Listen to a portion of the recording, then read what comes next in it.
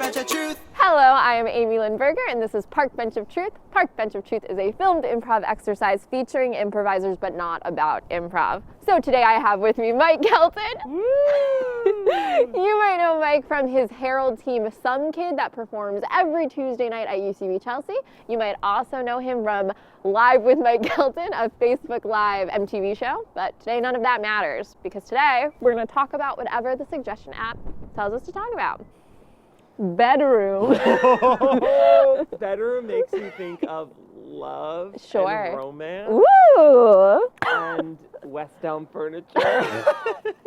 Do you own any West Elm furniture? I do. We just literally went from sex to not sex so quickly. I like to go in there and imagine what my life could be. You know what I mean? It's inspiring. Very expensive, and it's hard to go into stores like that and as a comedian and be like, oh, this stuff is incredible. Bye. The cool thing about West Elm is they have a lot of programs for the things that they make, and they have groups of people in other parts of the world making these things, and they actually pay them a fair wage for it. And I know this because my boyfriend, who sleeps in the same bedroom as me, was meeting about a job, an internship with West Elm. So I learned about all these incredible programs that they have, which is really cool. Wait, this could be completely inaccurate. In my first interaction with him, I was like, do you make waffle irons? Wait, what? Wait, what, Amy? What does he do? Does my boyfriend make waffle irons? Of course he does. No, of course not. Wait, you thought my boyfriend made waffle irons? Has he ever worked with a waffle? He's never worked with a waffle? I know what you mean. Has he ever made a waffle? Worked with waffle materials? Yeah. No. I think I posted an Instagram one time of us making pancakes. We have this tradition or thing that we do every Sundays to take a break. We turn phones off and make pancakes. We'll put it in the calendar. It's a nice thing to do to schedule moments with people that you love to kind of recharge. And it's crazy that that is something you have to plan. Even if it's the exact same time, same week, everything's the same. If you don't, I know for me, my planner is my life. Yes. And if I don't have something in, I will not do it. It's a good way to prioritize things. Is he the one making the pancakes? Yeah, he makes them because when I make them, which I love, I'm always I don't follow rules, I don't follow recipes.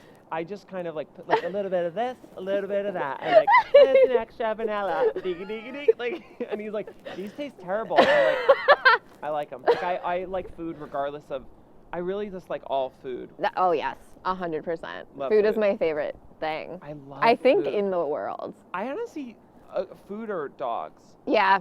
Oh, I saw 2 dogs this morning, and they just had the happiest faces, and I was like, you know what? The world is scary, but it's gonna be okay. It's gonna be okay. I think if we put Trump and Putin in a room together and just release 10 yellow labs, I think they would come out and be we're stepping down and gonna look into making macrame. Have you seen that video of those little yellow lab puppies swimming?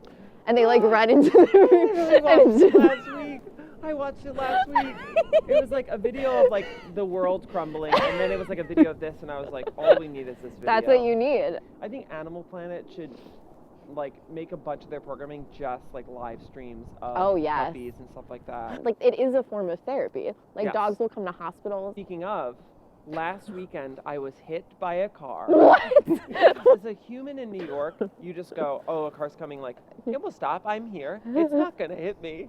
It literally hit me. I saw, so it comes at me and hits me on my hip. I fly in the air, fall on my butt. Oh. And I get up, I see that the car is a Prius. So my first instinct as someone who just got hit by a car, I scream at him, I know you're not a bad man.